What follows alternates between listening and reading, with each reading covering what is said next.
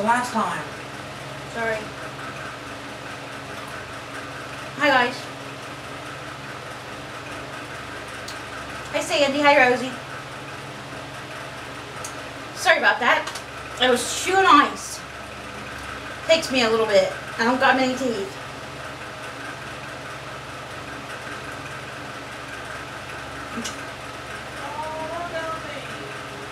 What?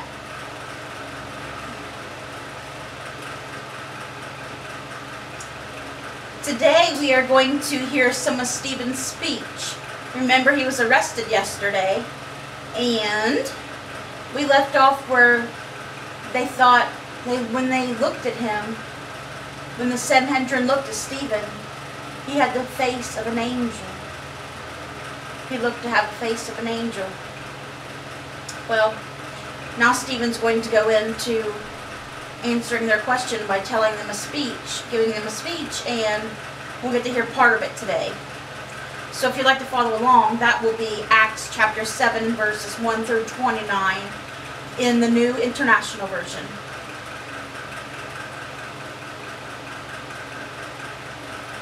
You'll hear a lot of history here. And I'll try to explain some as we go along through here.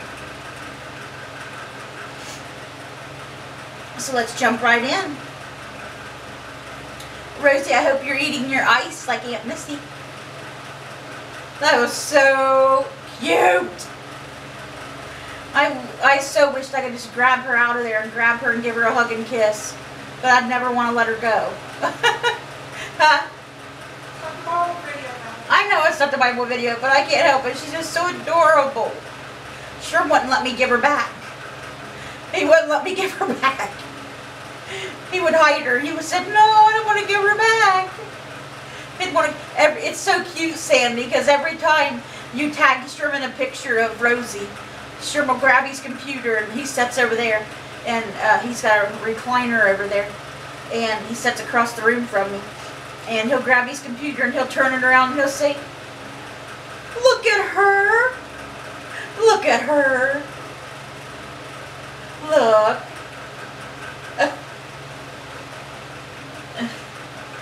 I'm so proud of her. The cutest. Just like he was with Dottie. I never thought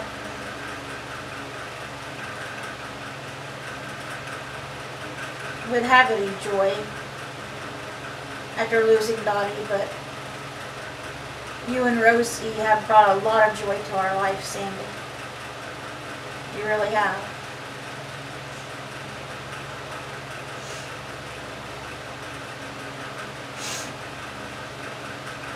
Now I will get started on the Bible reading, I promise.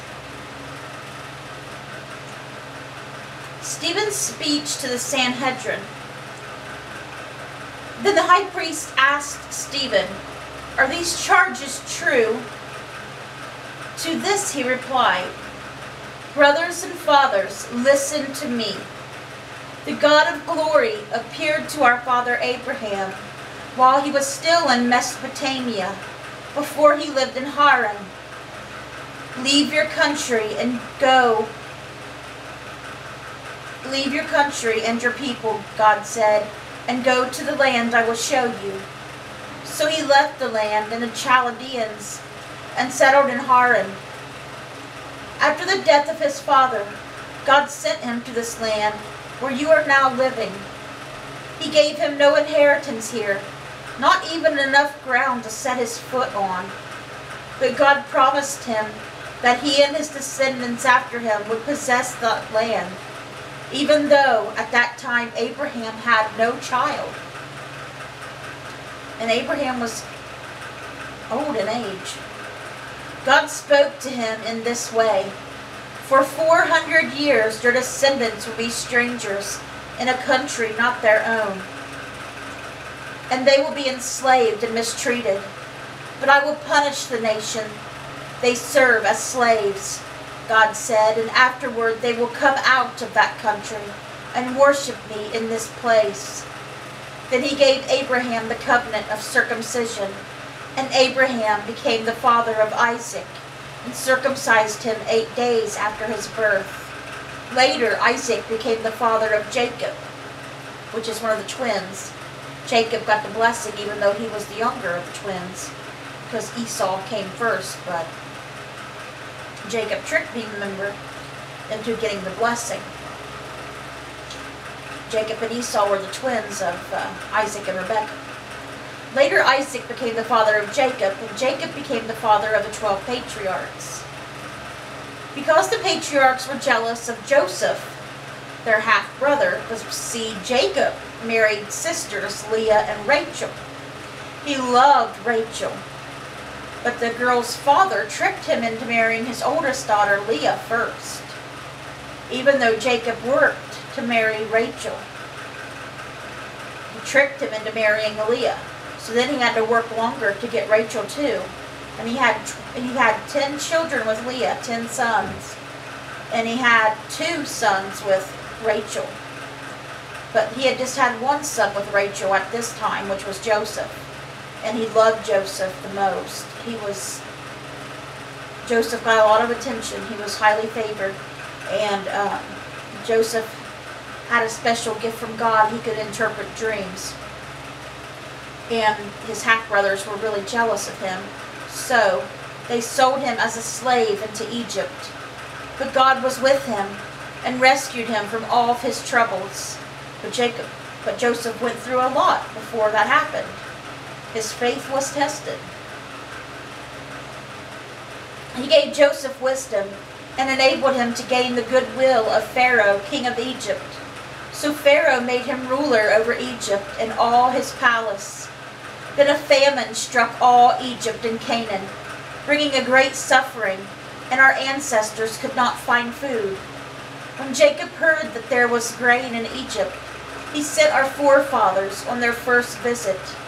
On their second visit, Joseph told his brothers who he was, and Pharaoh learned about Joseph's family.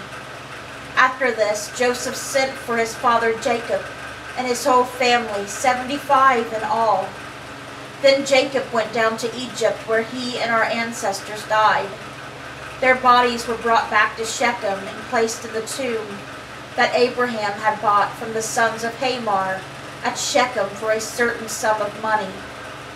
As the time drew near for God to fulfill his promise to Abraham, the number of our people in Egypt had greatly increased. Then a new king, to whom Joseph meant nothing, came to power in Egypt. He dealt treacherously with our people and oppressed our ancestors by forcing them to throw out their newborn babies so that they would die. At that time Moses was born, and he was no ordinary child. For 3 months he was cared for by his family. When he was placed outside, Pharaoh's daughter took him and brought him up as her own son. Moses was educated in all the wisdom of the Egyptians and was powerful in speech and action.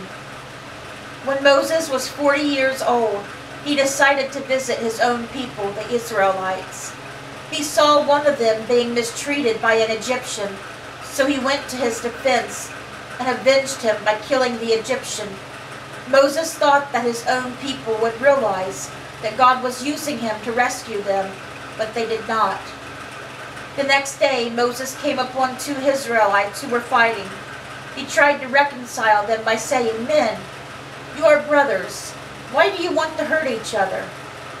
But the man who was mistreating the other one pushed Moses aside and said, "Who made you ruler and judge over us?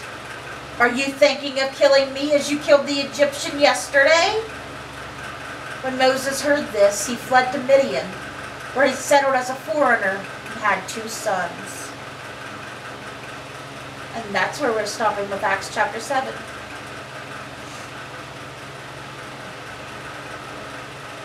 Our psalm today is Psalm 127, a song of ascents of Solomon. One of David's sons, his youngest son, Solomon, also known as Jedediah, who became king after him. David made Solomon king.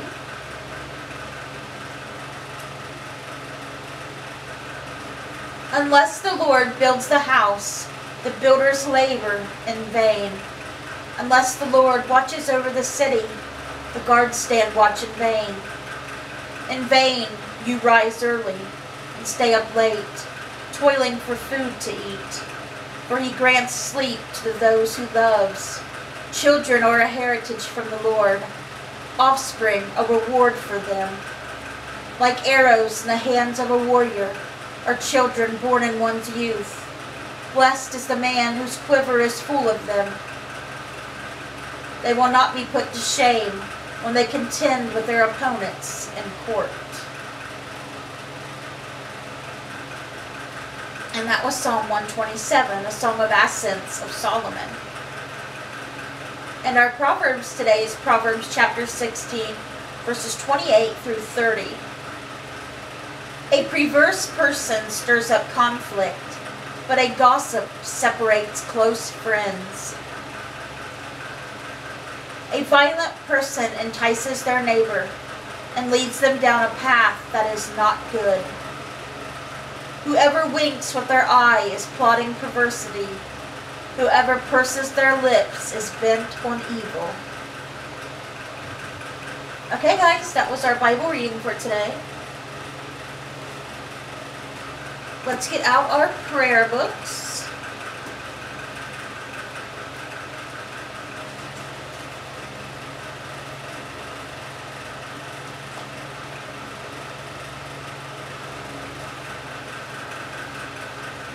Kind of got an update last night on Jeremy and Miranda Calvary. Things still are not going good for them. Jeremy's still, he's without a job. He had lost his job. So he's still without a job. Miranda, is still, she's got chronic illnesses. One is the same one I have. Plus she's got Crohn's disease. And she also stubbed her toe yesterday and it might be broken.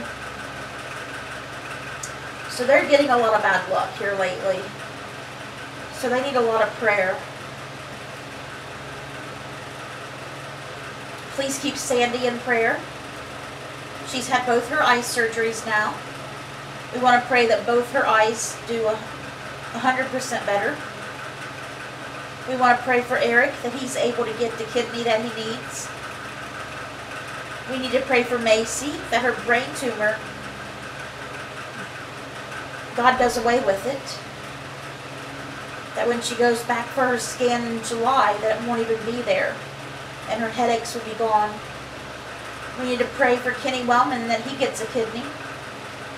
We need to pray for Ona Whetstone for her skin cancer and congestive heart failure and the tumors in her throat, cancer in her throat and stuff. We need to pray for Sherman Crabtree. He's having an awful lot of stomach pain today. He's just miserable with his stomach today, guys.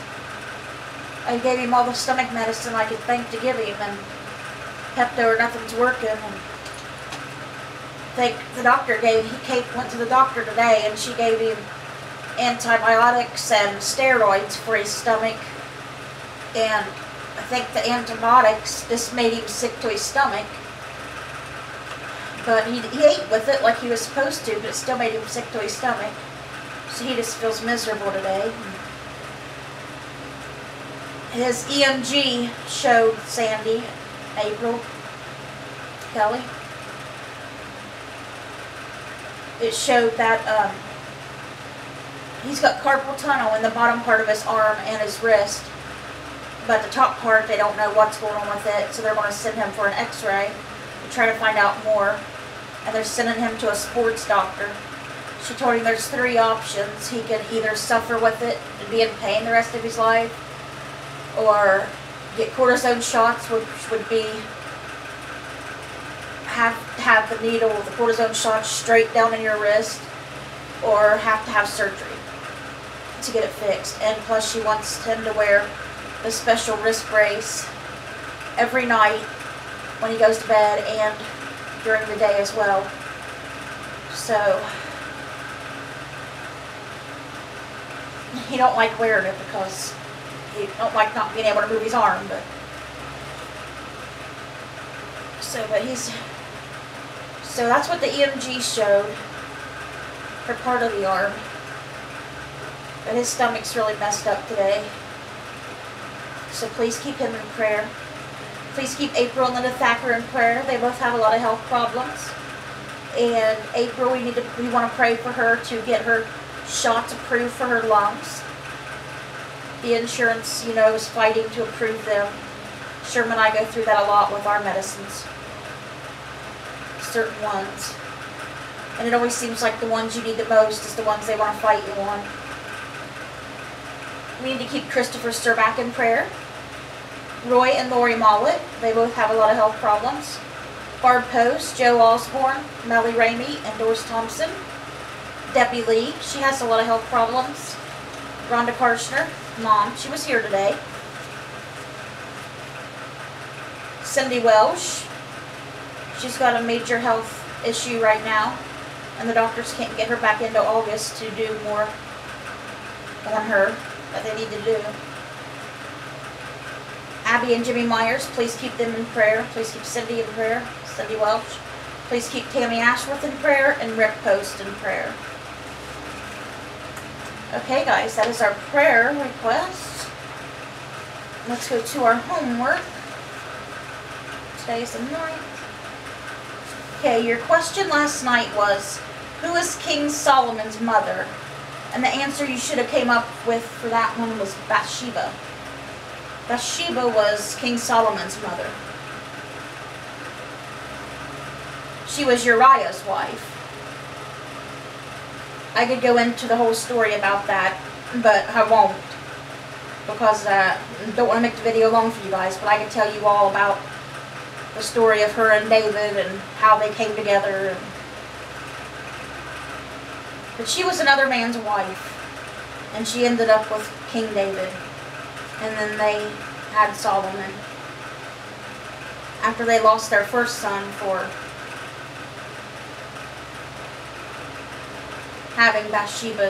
David having Bathsheba's husband Uriah killed. Because Bathsheba was pregnant by David. Okay, I'll stop. Your question for tonight is this.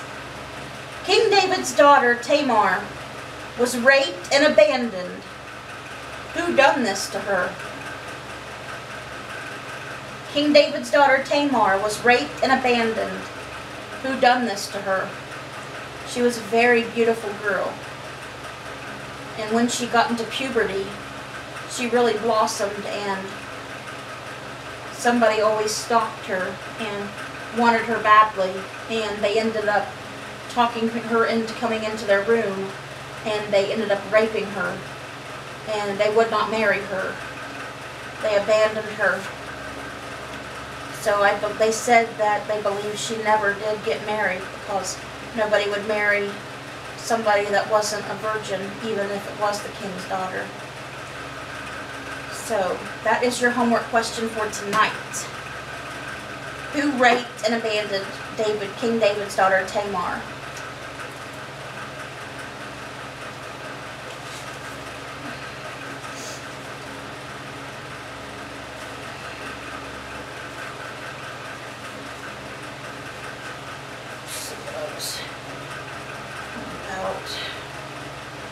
Here. I thought I had wrote something down for you guys.